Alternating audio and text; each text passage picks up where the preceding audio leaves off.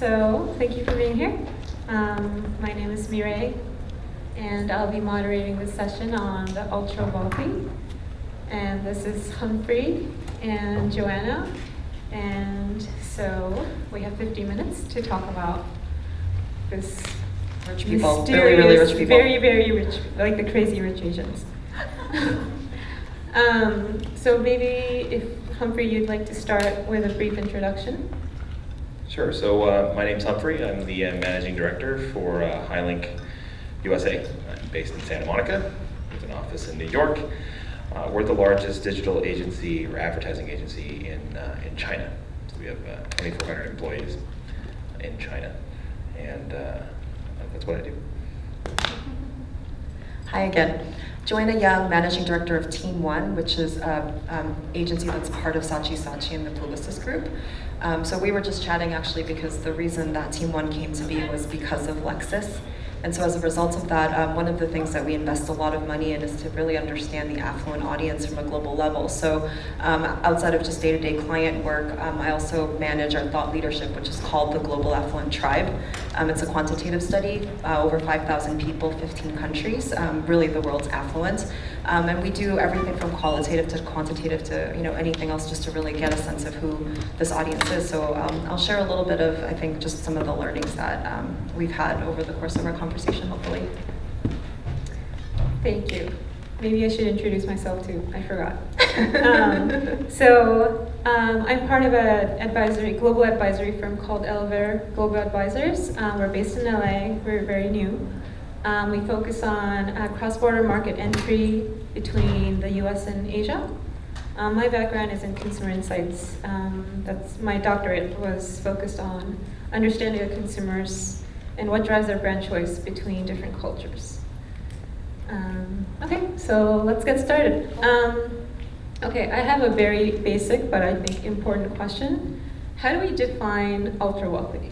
What does that mean? Is there a quantified number, or maybe Humphrey, you have some statistics on this? Well, in China, high net worth is $1 million USD. So, high net worth is $1 million USD. It's about 7 million RMB today. It was 6.3 a few months ago. And ultra high net worth is 30 million USD or more in terms of net worth. So it's actually pretty low in comparison to what the US defines HNW and HNW. Just to put you on the spot for a second, what percentage of the population for China is there? Because I remember there was somebody who joked about there's 1 million millionaires in China. Is that true? So I bring stats. This is what I do as a digital agency. I remember all of them. There is a millionaire in China for every 940 people in the country. So, think of a typical condominium complex that one stays in New York, which is the average low density residential in China. You got a lot of rich neighbors. In terms of 1 in 14,000 people are a billionaire. So in China, there were close to 20,000 folks who had ultra high net worth with a growth of about 30 years, about 30% growth, which is double the growth of ultra high net worth individuals that we have in the US, because we're at about 12%, 13% growth of billionaires and ultra high net worth millionaires. So yeah, that's what it is. There are undeclared 1 million millionaires, but that's an unofficial statistic. Still pretty mind-boggling, actually. For the purposes of us on a global level, I think outside of just wealth parameters, what we've been really kind of struggling with or learning from is that it very much depends by market, just even to recruit people to survey them. So for instance, if you said something like they're the top 5% in income, that means something in the US or in France. It doesn't necessarily in India, for instance, where top 5% is still more of an emerging middle class mindset. And so what we've had to do is actually figure out at what point do you talk about net worth versus income. And again, depending on the country and what you're trying to accomplish, it very much changes the dynamic.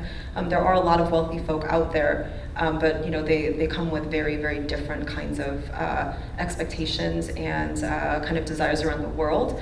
And so the other interesting fact, I think, from a billionaire standpoint is 2 out of 3 billionaires in the world are self-made.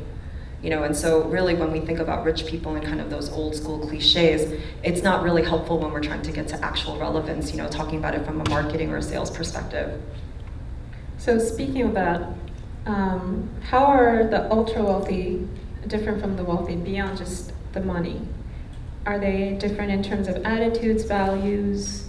Also, my second question is, are they different from the rich people, the ultra wealthy from the past, and how so? Do you want me to go first?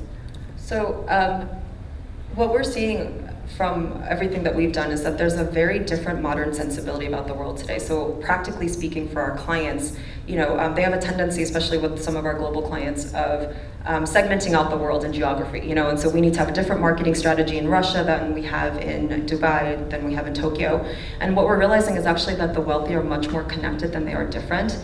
And it's even more so actually at the ultra high net worth level. So if you think about things like things that connect a culture, it's language, right? Like 99% of the world at that echelon speak English, at some level of fluency. When you talk about education, most of them have some amount of Western education. When you talk about brands that are being exposed to, I can guarantee you that a high-end mall in Manila has the same brands, and the same kinds of fashions, although, maybe the SKUs are a little bit different, but they're the same ones that you're going to be encountering in Soho and New York. And so as a result of that, the kind of motivations and aspirations that they have are actually much more unifying than that they are different.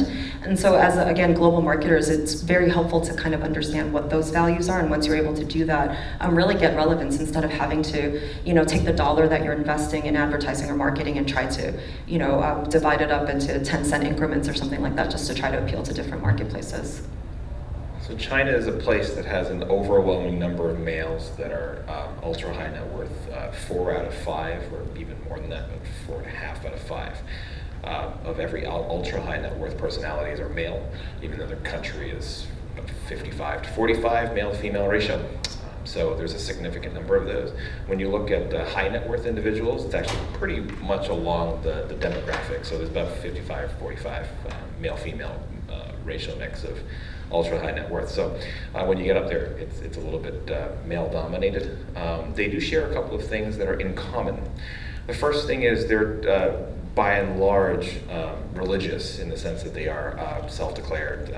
They believe in Buddhism or Confucianism, and they practice some form of Eastern religion, and that connects them. But that's not important. One important fact is that being religious is not important. It's actually what they do with you. Typically, if you're religious, you're trying to find something here. And so when we run surveys at HighLink, we have a luxury division to understand how people consume domestically in China. Also for our charitable foundation, we actually run it with ultra high net worth individuals as well. We understand that the motivation for them to travel, which they spend 1/5 of their income traveling, which is about the same as your average middle class Chinese person when they go abroad, is there's a definition of a word called soul. So there's a very popular saying currently going around amongst very, very wealthy, Western educated individuals who've come back home from USC. They've graduated from USC, UCLA. They are self-made billionaires. We are so poor, all we have is our money. It's an interesting phrase that's used on social media, shared very widely amongst, I would call it high net worth. There's no definition of where that phrase travels to. But it's interesting because if you think about self-made billionaires, almost all of Chinese billionaires who declare it are self-made. They're entrepreneurs, they're tech entrepreneurs, they're energy entrepreneurs, etc. So regardless of the policies that were favorable to them starting in the 90s, nonetheless they had to run a very big company and sort of stay alive and really just make their money. Great. But they all grew up with one common unifying element. So when you talk about unifying elements, it's different than the West. They skipped a generation. A lot of things that were missed in the 60s. So most of them, almost all of them, were able to go to school. They're currently probably in their, so the average billionaire in the United States is 65 years old. The average billionaire in China is 41. Interestingly, that average age is along basically the first cohorts of universities reopening after the revolution, Cultural Revolution. They skipped a generation of things. So now that they have things, They have everything. They have private jet ownership and yacht ownership now. It's discovering what makes us so happy, what makes us so wealthy. And this morning we were talking about a legend. So Eastern culture typically believes in passing on things to one's children and progeny, etc. What is it that I'm passing down now? And they do that through travel, through standing at Madison and 57th and wondering why such a stinky corner is full of billionaires. They want to observe the hard versus the soft part of ultra high net worth, and that's what's unifying all of them in terms of their experiences. What is the phrase in Chinese? What is it? Chinese. What is it? Do you really want me to do it here? Yeah. I speak Chinese myself, so I'm curious. Very good. 我们穷的只有钱. And what was the corner? What was that corner? So a lot of ultra high net worth, they share this behavior of because we're very research or very see, feel, and touch kind of culture. They stand at 57th and Madison. They'll stand in Santa Monica. They'll go to Brentwood. They'll understand why is this? Because the version of China where they live is brand new buildings, 100-story high, 80-story high in Beijing. They don't quite understand why the hardware doesn't match up with the software of wealth, because they have the hardware. What is the software that makes our wealthy people feel more than just materially fulfilled? Is sort of the next discovery, at least in China right now. And so a lot of brands are marketing that. I used to work on the Patek Philippe account in China, and the reason why that watch was so successful versus other products, not because it was purely very expensive, is because the one line that they've been using for about 40 years, which is basically passing it on to your children, right? And so in Chinese, we literally say, let the legend live. And just so happens that passing a watch is universally common amongst males of high net worth. And so, for example, brands are really doing very well, especially targeting high net worth and ultra high net worth, with something of that thing passes on a legend or a piece of X to the next generation. But it is pretty common in the West as well. So do you think that's uniquely Asian and based on the East Asian philosophies? And I guess my question is, how is it with ultra high net worth Western individuals? So just going back to the wealth maturity, right? So I mean, in China, I think for a long time, it was just enough that you had things. I'm personally from Korea, and the joke in the 80s was if you aren't able to sell something, just add another zero. Because we were a country that had so little for so long that just by virtue of being able to afford something, that was status in and of itself.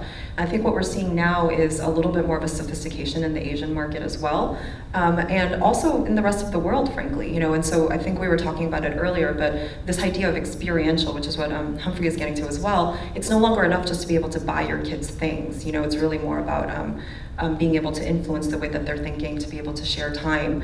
And so what we're really seeing a lot of, and I don't think that's an Asian construct, actually that's a global construct. We all live in a world where attention spans are absolutely fragmented. We're all working too hard, things like that. So from the study that I did, for instance, 2 years ago, I was asking my team, what's the new dream? What does fulfilled life mean? And it's no longer about white picket fences and two-car garages, that sort of Americana dream that we've been exporting since the 50s, especially in a world where Bollywood actually exports more movies than Hollywood. When the streets of Tehran actually stopped because of the season finale of a Korean drama, and the only other time it happens is during World Cup, of course. So there's just the kind of global culture that we live in is very different today than ever before. But that being said, what people are really realizing is that time is the only thing that they don't have enough of, and that was absolutely clear. When we asked people, what is it that you really want to be giving your children, the first thing was education. That was the most important thing that we saw according to our survey, so 67%. And this is across the entire world, or at least the 15 countries that we've surveyed. And then it gets into things like money and love and opportunity and things like that. And I think what we were realizing was that the world has changed radically in the last 10, 20, 30 years. The only thing that's been consistent is the know-how and the entrepreneurialism that we all have. And so as a result of that, I mean, it really is that kind of age-old teach your kids to fish instead of giving them the fish necessarily, you know, which is super important because resilience really is something that's important, and that's the only thing that's going to get you to success tomorrow. I think that what we're seeing from an Asian versus non, or if you want to call it emerging versus non, or mature versus non kind of market, the other thing that we're seeing specifically in Europe and the US is, you know, I think Warren Buffett actually made quite a big splash saying that he wasn't going to be giving the bulk of his wealth to his children. There's a lot of wealthy folk that are saying that in the West, again, because they feel that the value system and the know-how is enough. We're not seeing that as much in Asia. Humphrey, if you have any other thoughts on that, I'd love to hear your perspective on that. But I can imagine that we're going to be getting there as well. It's to that, I think you were calling it software, which I absolutely love. You know, it's not just about the bank account. What else is it that you're actually able to provide and pass on? So ultra high net worth, at least in Asia, they subscribe to concierge clubs. These are people who are at your beck and call, well beyond the black card type of concierge club, right? It used to be securing hardware. So in China, even up until about 3 or 4 years ago, yeah, securing literal, very hardware things or one-of-a-kind items, that art. That was what the concierge club did. So since 2015, we've actually seen a doubling annually of concierge club requests because we partner with some of them to market to this group of people. The most important thing is not one's children, which in China, it is the most important thing. You spend all your disposable income. It's always line item number one, maybe that travel. It's actually not the kids yet. It's oneself's education. The EMBA programs at Stanford, EMBA programs at NYU, those are even in Minnesota, those will be the ones that are currently proving to be the reason why you're seeing so many executives go out for executive education and the wild success of business schools, of medical schools, of management schools, schools of management, schools of tech. That's still at that phase of development. No doubt, the next phase of a utilization concierge club will be on one's children, so teach them how to fish while flying a private jet to LA. But no doubt. State-of-the-art spears, so if you are, laser pointers. if you work or consult for private schools like the Harvard Westlakes of the world is the one that comes to mind because I live here. You get ready for that because that hasn't even started. But that's already started here, of course. Well, speaking of business, so I was just reading about how, as we were talking about, wanting something more than just material wealth.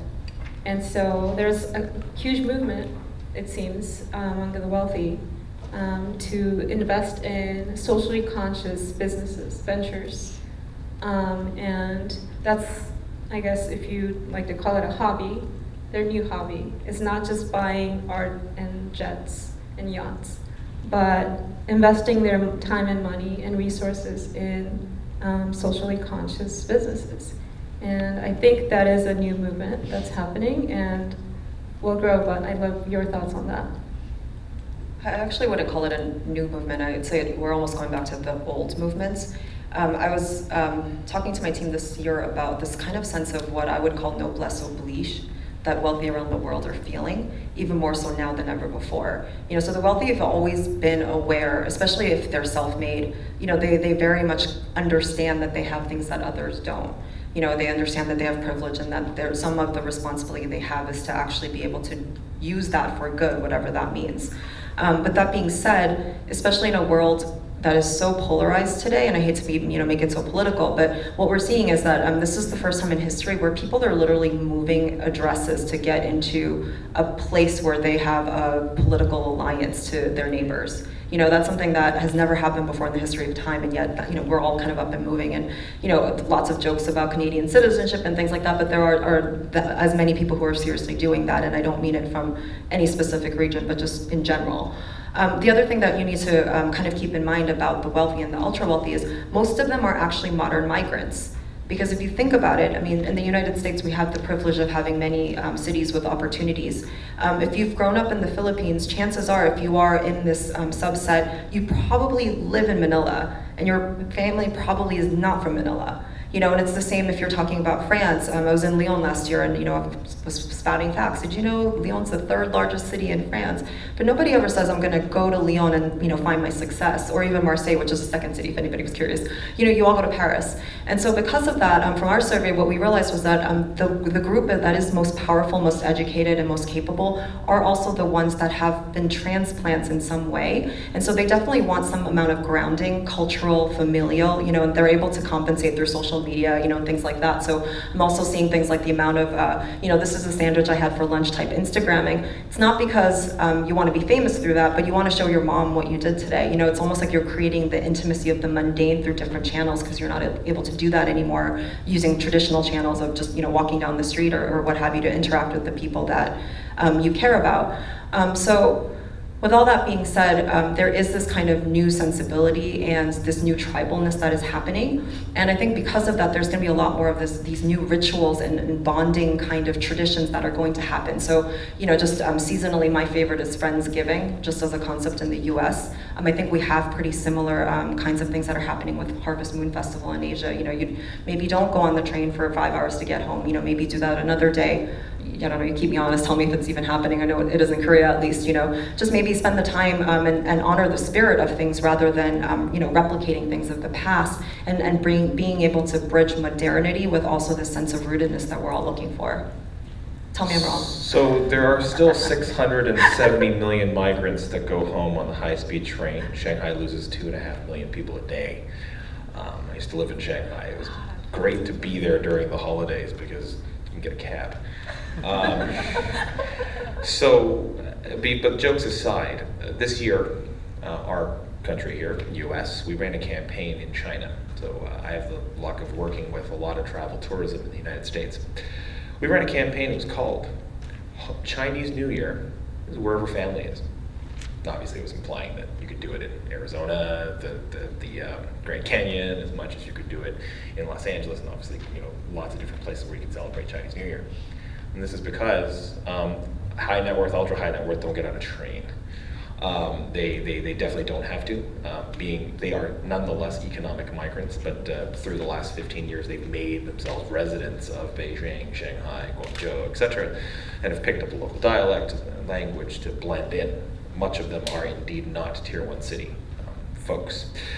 In terms of what they want to do when they come out, I think most of it is to, again, the discovery of what makes us tick, and our simpleness, our simplicity is actually what they'd like to actually enjoy. I'm having a moment here where I'm trying to look this up because I have this in my notes. Socially responsible business, going back there for a minute. Oh, sorry, I totally didn't even answer your question. I was like, where were I was we? going to follow up Next later. question. Socially responsible businesses. In the United States, self-made billionaires are the primary source of their billionaireism is not buying and selling corporations. It is working in finance and then subsequently reinvesting. The largest group of self-made UHNW, not billionaires, but UHNW is finance and banking and related activities. However, try this statistic for size, almost 80% of self-made billionaires in China, the source of the wealth, of the massive amount of wealth they've accumulated only over the last 15 years or 20 years, if you look back at opening of markets, has been through the buying and selling of companies. And so therefore, as of right now, in China, many companies are being established or have been established for social good. So this includes everything. Social good in China is everything from children's education, helping rural companies, or helping rural children go to school by not having to walk 3 hours a day, but it's a tech company that can be sold to a major media publisher, like a Baidu, Ali, Tencent, or Sina, all the way through to green energy companies. They are socially responsible nonetheless, but ultimately underneath there are companies that can be acquired, traded under the auspices of the government. Thinking about it, sounds like it's pretty evil. It's not, because these companies are typically created in a startup phase. They generally get 1 million, 3 million, 5 million coverage in a country of 1.4 billion. So HighLink does charitable giving. We connect rural children with smart TVs and 4G antennas in basically a mud brick house. And then we also get partners to do solar energy, to get teachers to not have to walk 4 hours to go to school and to teach. And we've donated tens of millions of dollars over the last couple of years. We've powered, I think we've powered 1,000 schools or 900 schools. Then I look at the map of what 900 rural schools means in China. I think it was 0.0 something percent of a particular school district in China, because school districts in China are run as a county. So imagine the entire LA County is one big school district plus all of the suburbs that we live in. So those companies are then bought and sold, and interestingly are scaled by major companies like a Baidu, an Ali, or a Tencent, etc., so that they can reach millions and millions and millions of children. So there is social good, and there's also profit in at least what China's trying to do now. Well, I mean, to that, there's a lot more sophistication in the way that people are approaching do good. You know, it's not about profit versus do good. It's, you know, not a binary equation anymore, which is fantastic. I think also from a consumer standpoint, we live in the age of now. So, you know, our agency talks a lot about legacy in the age of now. People no longer want to make impact on their deathbed. It's not about, you know, the donation I made for millions of dollars before I, you know, passed away. It's much more, I mean, just, this is so trite, but, you know, Tom's shoes, I bought a pair of shoes, I gave somebody a pair of shoes, you know, so just that kind of instant gratification impact is something that is definitely relevant to modern audiences and absolutely to affluence. But that being said, I think the question for me on that when I talk to clients about it is, how much of that is table stakes? You're expected to do that, versus how much of that is actually your point of differentiation. You know, and I think that for today's consumer, especially at that affluent level, they want to do business with the companies that they have aligned purpose and vision with, but that might not be what and helps you win at the end of it, if that makes sense. Right, so obviously if you're ultra high net worth, money is not an issue. You can probably buy 5 jets and an island. So how do you drive brand loyalty? How do you, in this cluttered space with a lot of companies trying to do similar things, how do you really stand out to this group of people who can afford anything? So interestingly, that's correct. We work with a lot of clients here in travel tourism, in retail, in luxury. A lot of them have a loyalty program, finance. They have revealed in one way or another, most of the top part of the triangle is actually in China. It's not actually in the US anymore, because it's simply numbers of people at the top end of the triangle. There's China and the US. So they do indeed have everything. Another funny stat is that China currently only has approximately 900 or so private jets being delivered annually. They will be delivering approximately 2,000 jets annually by 2020. So if you work in the private jet industry, still a lot of room for growth in that space. But I think my point of view on growing, having more than what you have, money is not a problem, is actually not yet something solid in the ultra high net worth's mind in China. Because celebrities can come out and apologize for several $100 million in missed taxes. Also, another thing to learn about the Chinese psyche in terms of money really is, it doesn't matter. It's not that money doesn't matter because we have so much of the dollar amount sitting in our bank account when we check it. It's actually that when cash was worthless growing up and you couldn't buy anything if you had the money, not having it today is not that important. It is the, what can I give to my filial responsibility, which is my children and my parents, that is most important in such a short-term way of seeing money. It's still about why this resource is valuable. And so therefore you see this sort of powers the entire behavior of, you know, if you go to Irvine, you know, there's rows of houses that are owned by one Chinese billionaire, businesses that are purchased because they're trying to convert what is something, we think of cash as something you shouldn't be keeping because of simple economics, right? You're supposed to be investing it so it brings you equity over time after 50 years. But in China, the mentality isn't that, you know, over 50 years we're trying to build equity. It's actually trying to convert it into something that is tangible, that is pass-onable, and that can be re-passed on by somebody else who doesn't see the value of that. It's kind of like, it's actually not ultra high net worth to do this. It's kind of like getting a gift card versus getting cash at Christmas. I'd take the cash over the Amazon, or over the gift card at Bed Bath & Beyond, because cash is better. Joanna, what do you think about the rest of the world? It gets to the intangibles again, and as we just keep talking, these people can afford everything, yes, of course. But they're also the most lonely people in the world, because most of the people that they're surrounded by are either people that they pay to have around them, assistants and whatnot, or it's family, and a lot of times the family are those that are looking for additional checks, to be a little blunt about it. And so as a result of that, they have very few confidants. There is a kind of loneliness to what their lives are like. So just two quick, very different anecdotes. A friend of mine is the COO to a very wealthy person in Manila. He has, a lot of hotels and whatnot. And what he loves is to be invited over to dinner at my friend Elaine's place, because she makes him wash the dishes. And just that idea, she's like, take your shoes off, you're gonna wash the dishes. And he thinks it's the best thing ever, because there's just a humanity to the way that they interact, which is fantastic. And so I really thought about that a lot, actually, about a year ago, when we were trying to figure out what to do from an advertising standpoint for the Ritz-Carlton Reserve, which is our highest echelon of hotels. So, they compete with the Amans and the Four Seasons of the world, and the Puerto Rico property, which just actually got redone post-hurricane, is absolutely beautiful. It's an ex-Rockefeller estate. And the way that the staff talks about it, they say, sports stars stay at a Ritz-Carlton, the owners stay at a Reserve, so it's a slightly different kind of echelon of people.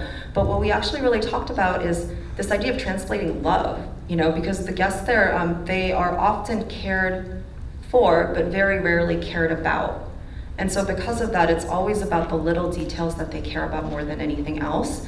And so it's things like, for the kids program, there's a marine biologist who has a PhD. She's like the loveliest human being, and she'll take the kids out and go scuba diving and tell stories about the parrotfish and all of that. And some of her guests said, I spent $50,000 a year on boarding school, and my kid won't tell me anything about what happened for 6 months. He spent 2 hours with you, and now he won't shut up over dinner, and it's just like the best thing ever, Or someone who you would know came with his family, and they had an in-room cooking class, with their teenage kids, and the wife was like, I can't believe we're spending this much on a cooking class. I mean, I can cook at home and this and that. But it ended up being the best evening of their lives, and it was really just because they had a canvas to interact and have a quality kind of moment. And so again, just back to what you were talking about in terms of self-development, we absolutely see that as the biggest priority. And then when it comes to the things that I want to spend more time with, I mean, in rank order, it's significant time with my significant other, time with my children, time with my friends and family. They're not looking to make more money and be more important. That's what they're doing most of their time. What they're really missing is that kind of quality, true, deep human connection. So anything that we can do to really deliver that and add that layer of thoughtfulness, I think that's how you get to loyalty. So how do you think about the ultra wealthy or wealthy, or actually anybody? So there are people who like to consume conspicuously, the Kardashians, for example. And then there are other ultra wealthy who want to remain private and have a more quiet life. And maybe brands sometimes need to walk that fine line. But how do you think about those two different types of styles of preference among the ultra wealthy, and how do you cater to both? I think because of recent political developments in China with anti-corruption and with generally a culture that is a group-based culture, much of conspicuous consumption is done in a very private group, and even including social media. Those that actually consume conspicuously, I would not call them ultra high net worth. They are high net worth, which is good, and that's why we share them on social media. Ultra high net worth individuals frequently are unimposing. I've had the honor of working on many different programs with EMBA programs in China, and so I had the honor of meeting many CEOs. They themselves do not necessarily consume conspicuously in public. around their friends, whom interestingly, so billionaires in China may be less lonelier than the average billionaire here, because many of them went to school together, have sort of done battle in one way or another, so they know each other. Again, it's down to the fact that the average billionaire is 41 years old in China. So there's a lot of things they've commonly shared. And of course, social media, the extremely digitalness of the average person at 41 is still very high. So therefore, the loneliness factor isn't as high, but I do definitely agree with you that they enjoy the simple things. They definitely do want to wash the dishes. I've seen that. In terms of consumption, conspicuously, it's not a big deal. It's the price tag that you mark up is also not a big deal. So grand complications on watches, et cetera, are not the big deal. It's what does that thing necessarily fill part of here that I didn't know about. So for example, the biggest thing, so we have a watch client, the biggest thing about buying a grand complication watch, something that is 6 figures, sometimes 7 figures, which you have to wait 2 years regardless of who you are to be made, it's the tour. It's the tour of the factory, the watch factory, and the painstaking 3 years it's made, and the jewels, and how it's all put together, and how you tune your watch at the end. They fly there. They don't take remote delivery. It's very, very rare. It's a very uniquely Chinese or Asian thing, actually. So Korean and Japanese clients do the same thing. And they go through the entire process because it's something that they couldn't read about. It's not published. So that's the interesting part of that. Yeah, I would just take the psychological profile of all of that, which is deepening personal knowledge, kind of interesting. But again, going back to recognition. So whether it's, out there kind of flagrantly or not, the point is, I think also just feeling special and taken care of again is really what it all comes down to. The Kardashians, interestingly enough, for what it's worth, I find fascinating personally because they're very different, and Paris Hilton actually before them as well, as women who have been born into a certain family who are okay actually being laborers essentially or workers. Because if you think about it, back in the day, historically, women of a certain class did not work. They lunched, and that's what they did. They went to learn about better manners and figure out, the best way to peel fruit and what have you. And I don't mean to discount any of it. I literally mean that is what they do, because I looked up term school. And but that said, for Kim to come out, or Paris, and these girls to come out and say, I want to be a model and a singer and a designer and all of these things, they're very much actually priding themselves on the personal net worth that they've been able to gain as a result of their hard work, rather than just relying on where they came from. And that's a massive shift that's happened in culture. And the fact that we find that interesting is what's interesting about that. And so I think if anything, that starts giving you a clue of how to actually connect with this audience, and it's not in the same ways, or not oftentimes in the same ways as it's been in the past. So that's really interesting. I was, again, reading about, that's what I do as an academic, that the growth rate for female ultra-high net worth individuals is about 31%. And, this is a growing population. Of course, it's getting younger and more female. So do you think that will change the way that the ultra-high net worth as a group operate, what kind of values they bring to the table? What do you think? Do you have any thoughts on that from the one Chinese woman billionaire that is in that sample set? It's in that one sample size. I can't really the one speak person to that. you met that one time? Yeah, that one person that one time. I think female billionaires, ultra high net worth in China, I don't think that's something that is, because it's so very male dominated, I would not hazard a guess at how that's going to change society. So that's where I'm going to be there.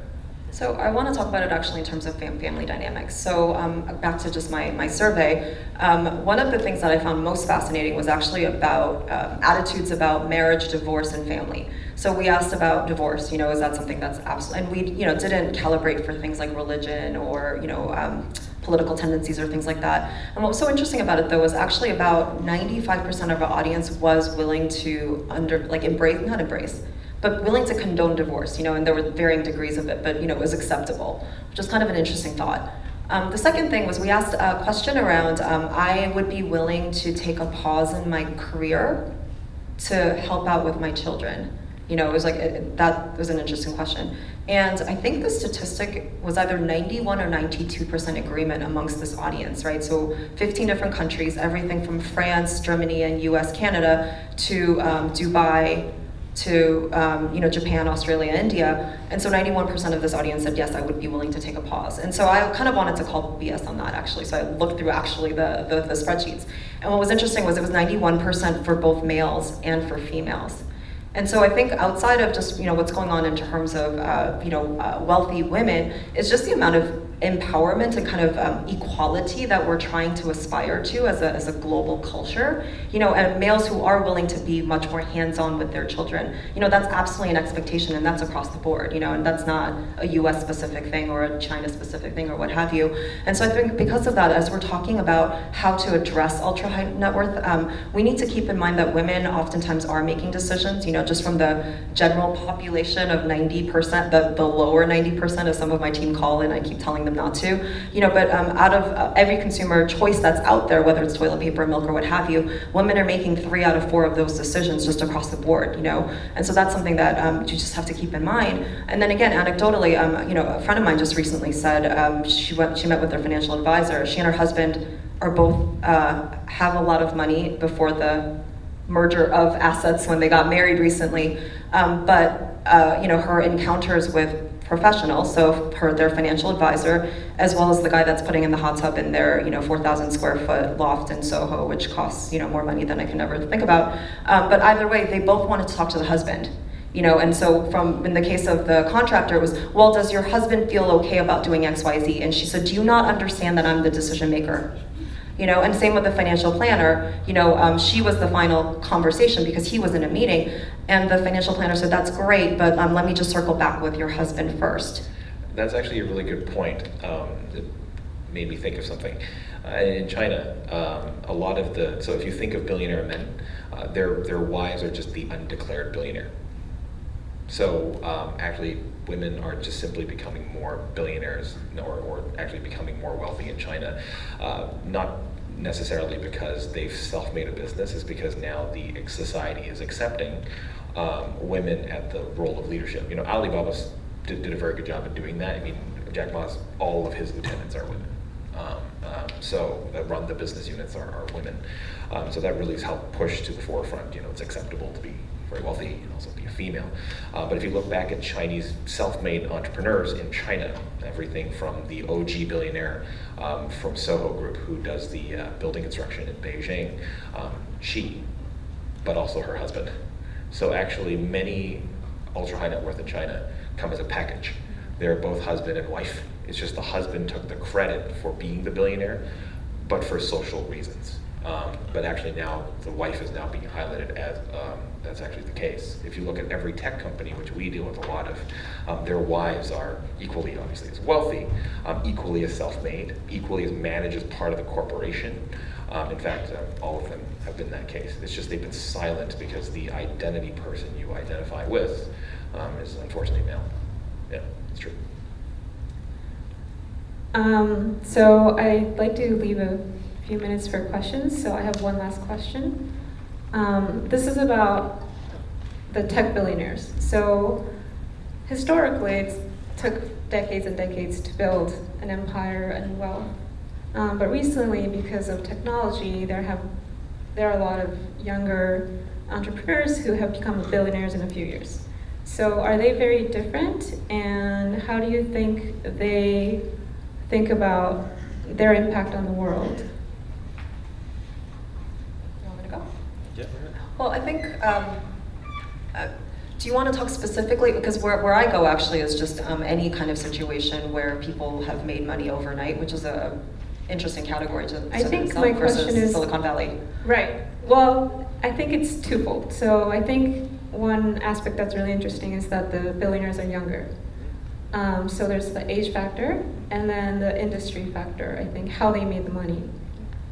So the specific case of billionaires in China, almost all corporations in China can't really escape the fact that it is government sanctioned one way or another. Tech companies actually are surprisingly very private and independent. If you think of the major tech companies that have been allowed to grow and flourish, from time to time there's a little bit of, you've got to play by the rules, but that's, I think, globally the case. In terms of tech, so tech currently, so of the ultra high net worth in China, those that made it in tech are 10%, which is half, less than half. So manufacturing, that's 24% of all ultra high net worth individuals in China. That statistic is going to flip sometime in 2021, which means that there's a significant amount of investment currently in tech and making wealth in tech, as it usually is. From the perspective of doing good, I think both countries in Silicon Valley, we deal with a lot of investments. We have a ventures arm and an investment arm as well. Both sides try to do good in the ways that they can without creepily taking all of your data. But I guess what is free is probably going to cost somebody, right? So they do try to do well for what they are. The only challenge, of course, with the wealth that they maintain is what can they do to invest in it. And I think a lot of tech billionaires I've spoken to have challenges investing in things that outside of what originally made them very, very wealthy, that can do good. Because honestly, in my honest opinion, it's the ability to execute something completely different. The ability to deliver if you're an internet-based company, even to deliver the internet to the last 3 billion people is a problem, is an execution problem. I think just the mindset's a little bit different because success was by virtue of disruption of industries rather than continuation of a legacy. So expectations slightly different, but in terms of the same kinds of frustrations and aspirations as the rest of the world. All right, thank you. Does the audience have any questions? Go ahead. Yeah, I have two very different questions. One is a small business interacting with the super wealthy, but not in terms of selling a widget, but rather in terms of deals. I think that I want to see if the common wisdom is true, which is that those opportunities and deals need to be of a scale against the wealth that they've already amassed, and whether you've seen that in terms of actual help and mentoring or interaction with younger companies that are much further down the scale than the people that you've been studying and working with. And the other is about the philanthropic thrust of the super wealthy. Just as people around the world have gravitated now to use their wealth for good, is there also a movement towards social impact products and services that are not simply in the philanthropic realm, but that cross sectors? I can tackle the first one and then I'll shut up because I think we have like a minute left. Just in terms of culture, this idea of doing good and using money for good is very, very huge right now. And so actually I would say look to ESGs, which is the big hot sector right now in finance. There is this kind of expectation that most companies are going to do good while also making profit. So companies like BlackRock have come out and said that all of their funds moving forward will be ESGs. So I think that really says quite a bit in terms of the kinds of things that they're trying to cater to. And then I forgot what the second question was, but do you remember? Size of deal, size of opportunity relative to the size of the empire that's already been amassed. Is that something that you see in terms of? Straight line economics, it's what's the valuation of that product or service. Even if it will add what would to the rest of us be a big issue, but to that person. Simply the potential scalability of that product or service, whether it can grow into that empire or not.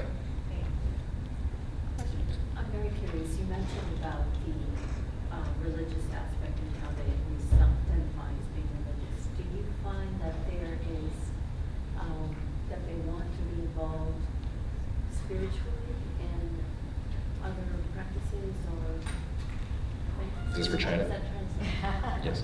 So spirituality, I think, is the most important thing. It's not about being religious necessarily, due to the ability to and to not practice religion in that part of the world. But I think generally, ultra high net worth are more spiritual. But in the case of China, which I'll speak to, it's to make up for lost time.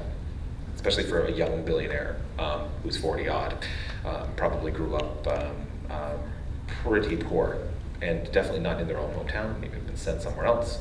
And therefore, spirituality is a way of grounding some kind of culture and legend that they were not given the opportunity of being handed down of, because they were not allowed to have things handed down too. And so that's the spirituality that they hope to ground, and that other people also practice, and therefore are able to discover things together. So just one quick fact, the #1 hashtag amongst the affluents, hashtag blessed. It's That's global. easy. All right, we're out of time, so, oh, quick question? I had a question for Joanna. In any of the research that you've conducted for Team One, have you delved into wealth in India at all? Yes. And okay, can you talk about any, just quickly, I know we're running out of time, but any deviations in major themes or any major highlights that those of us kind of entering India for the first time should be aware of? So the one thing that I will say, and our study is available if anybody wants it, just LinkedIn me, I'm happy to send it to you. But specifically on India, like I said, I mean, in terms of recruiting alone, it was very, very difficult. And what we were realizing, for instance, with household appliances, just as an anecdote and a kind of proxy, when a lot of the global companies went into India, what they realized was that none of the kind of entry-level type refrigerators that you'll see at Home Depot, none of those did very well. The only ones that did well were at the highest level. So we're talking, $10,000, $15,000 price point starting. And what they were realizing was because the average wealthy Indian who couldn't afford it could really afford it, and everybody else kind of couldn't, and so there is almost like a polarization in India that's still happening. So when you talk about the top 10% in India, it's at a very different kind of level of wealth maturity as the rest of the world, and that was really one of the things that we specifically had to calibrate to make sure that we were talking to the right people.